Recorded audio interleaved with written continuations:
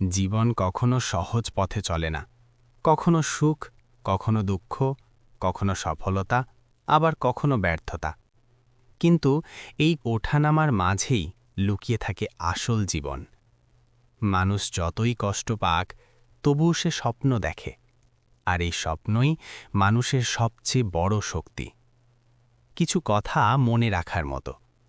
জীবনটা ছোট, তাই সময় নষ্ট না করে নিজের লক্ষ্য ঠিক করো। ব্যর্থতা মানেই শেষ না, বরং নতুন কিছু শেখার শুরু।